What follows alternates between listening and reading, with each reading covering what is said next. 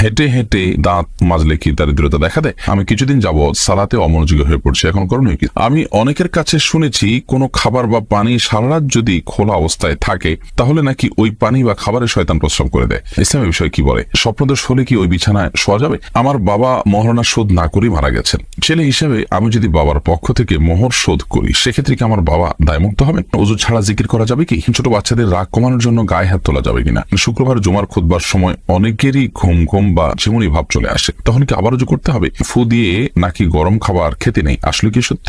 বিয়েতে একজনকে দাওয়াত দিলে সে তার বন্ধুদেরকে নিয়ে যায়, তা কি ঠিক? চলুন তাহলে আমরা প্রশ্নোত্তর আলোকিত ভবনে প্রবেশ করি। জাকিয়া খান নাসরিন আপনি লিখেছেন, ফু দিয়ে নাকি গরম খাবার খেতে নেই, আসলে কি সত্য? হ্যাঁ, ফু দিয়ে গরম খাবার খাওয়ার পরে হাদিসে নিষেধাজ্ঞা আছে। তাছাড়া এটা বৈজ্ঞানিক ভাবেও বোধ হয়, আমি যতটুকু জানি, এটা অনুপকারী কাজ, ক্ষতিকর কাজ। বিধায় গরম খাবার আমরা ফু দিয়ে খাবো না, এবং সেটা একটু সহনীয় পর্যায়ে ঠান্ডা হওয়ার জন্য প্রয়োজন অপেক্ষা করব, বা অন্য কোনো ভাবে এটাকে আমরা নরমাল করার চেষ্টা করবো, কিন্তু ফু দিয়ে আমরা গরম খাবার খাবো না। এসআই রুবেল খান লিখেছেন, ওযু ছাড়া জিকির করা যাবে কি? ওযু ছাড়া জিকির করা যাবে, জিকিরের জন্য ওযু শর্ত নয়। এমনকি কারো যদি গোসল ফরজ হয় অবস্থা সে আল্লাহর স্মরণ করতে পারে, মুখে আল্লাহর সাধারণ যে জিকিরগুলো আছে সেগুলো তিনি অব্যাহত রাখতে পারেন। কারণ জিকির এমন একটা ইবাদত, এমন একটি আমল যেটি সর্বক্ষণ আমাদের করা দরকার। সর্বক্ষণ যেগুলো করতে হয় সে আমলগুলোকে আল্লাহ রাব্বুল আলামিন সবসময় যেন বান্দা করতে পারে, সেজন্য পবিত্রতা সেখানে শর্ত রাখেননি। জিকির এমন একটি আমল, এই জন্য সবসময় আমাদের জিকির অব্যাহত রাখা উচিত।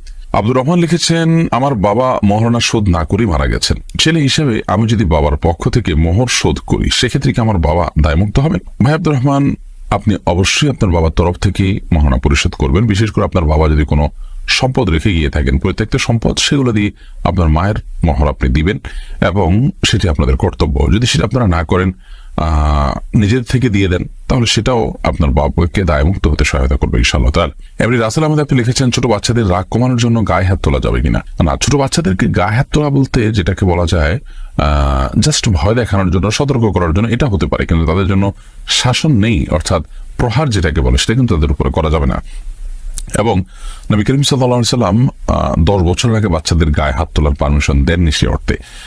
তিনি বলেছেন, তোমাদের সন্তানদের বয়স যখন 7 হয়, মুরু আওলাদাকুম বিসসালাতি ওয়া হুম আবনাউ সাব'i সিনিন, তোমাদের সন্তানদের বয়স যখন 7 হয় তখন তাদেরকে নামাজের নির্দেশ করো, এবং ওয়াদরিবুহুম ইযা বালাগু 10, যখন 10 হয়ে যায় তখন তার নামাজ না পড়লে তোমরা প্রহার করো, শাসন করো। অর্থাৎ শাসনের বয়সটা এখান থেকে বোঝা যায় 10। তার আগ পর্যন্ত যেটি হতে পারে জাস্ট ভয় দেখানোর জন্য আপনি গায়ে হাত তোলেন, সেটি হতে পারে, কিন্তু শাসন, যেটাকে রীতিমতো পেটানো বলা যেতে পারে, শাস্তি বলা যেতে পারে, সেটা কিন্তু দেওয়া যাবে না। এরপর প্রশ্ন হলো, আমি মরলে বুঝবি তখন আর ভাত খাওয়া লাগবে না, সন্তানকে এই কথা বললে কি গুনাহ হবে? এই কথা বলা উচিত হবে না, এটা অবশ্যই শিরকে আসগর জাতীয় গুনাহ হবে। অর্থাৎ আমি মারা গেলে তোর ভাত খাওয়া লাগবে না, তার মানে তোমার ভাত খাওয়া, তোমার রিজিক, এটা আমার মাধ্যমে আসছে, আমি না গেলে, আমি মারা গেলে তোমার এটা উপায় থাকবে না, এটার ব্যবস্থা থাকবে না।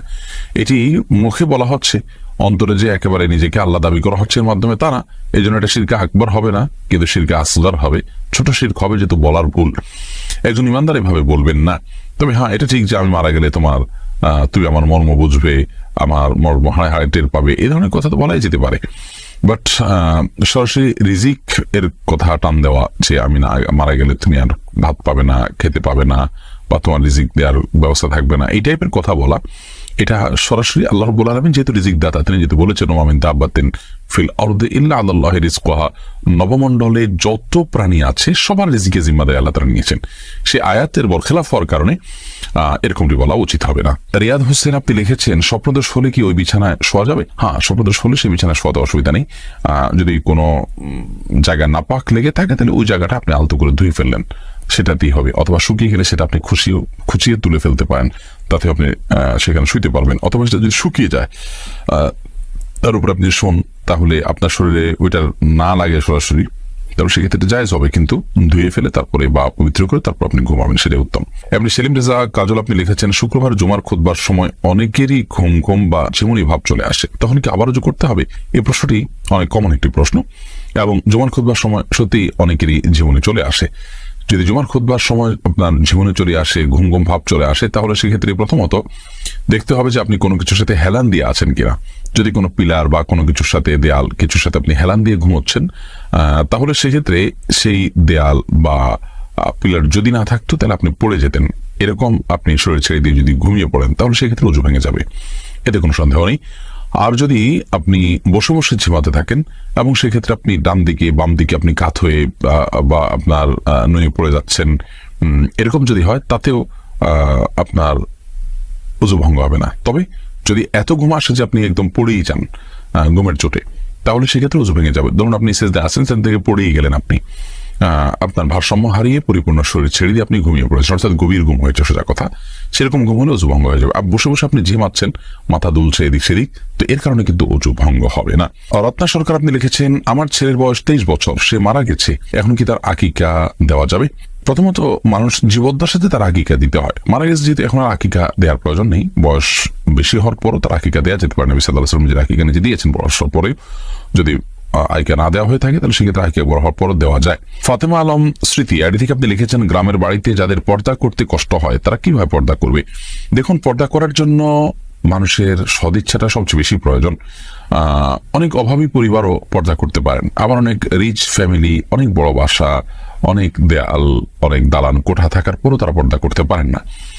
গ্রামে যৌথ পরিবারে যদি আপনি থাকেন তাহলে সেক্ষেত্রে প্রথম কাজ হবে সবাইকে পর্দার গুরুত্বটা বোঝানো। যদি সবাইকে পর্দার গুরুত্ব বোঝাতে পারেন, তাহলে আমরা ছেলেবেলায় যেমন দেখেছি যে বাহির থেকে কেউ আসার সময় কাশি দিয়ে আওয়াজ দিয়ে আসছেন, তাতে মেয়েরা সেফ সাইডে চলে যেতেন।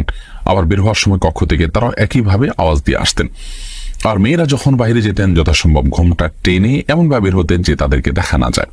এরকম প্রচেষ্টা অব্যাহত রাখা যেতে পারে। কিছু কিছু এরিয়া আছে যে এরিয়াতে মেয়েদের যাতায়াত বেশি, সেখানে কাপড় দিয়ে রাখা যেতে পারে যে সেখানে মেয়েরা চলাচল করবে, পুরুষরা সেখানে যেতে হলে পারমিশন নিয়ে তারপর যাবে।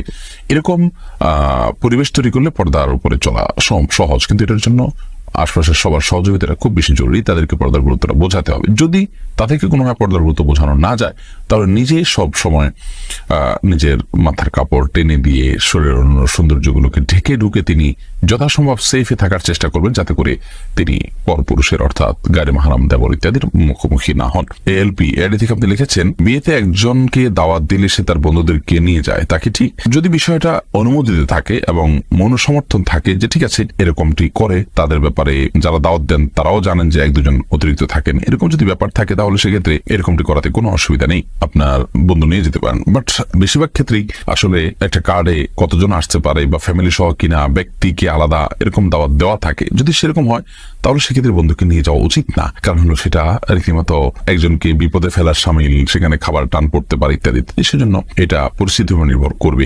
সকাল সন্ধ্যায় এডিকে আপনি লিখেছেন, আমি অনেকের কাছে শুনেছি কোনো খাবার বা পানি সারা রাত যদি খোলা অবস্থায় থাকে তাহলে নাকি ওই পানি বা খাবারের শয়তান প্রস্রাব করে দেয়। ইসলামের বিষয়ে কি বলে? দেখুন, এমনিতে নবী করিম সাল্লাল্লাহু আলাইহি ওয়াসাল্লাম নিষেধ করেছেন আমরা রাতে শোয়ার সময় যেন কোনো খাবার বা কোনো পাত্র এমনকি যেন খালি যেন না রাখি। শয়তান বিচরণ করে, দুষ্টজিন বিচরণ করে, সেটাকে ঢেকে রাখতে নবী সাল্লাল্লাহু আলাইহি ওয়াসাল্লাম নির্দেশ করেছেন। আমরা অনেকেই এটার প্রতি খেয়াল রাখি না, কিন্তু তাই বলে শয়তান পেশাব করে এরকম কোনো কথা কোরআন হাদিসে কোথাও বর্ণিত হয়নি। এগুলো আমাদের সমাজে প্রচলিত কথা।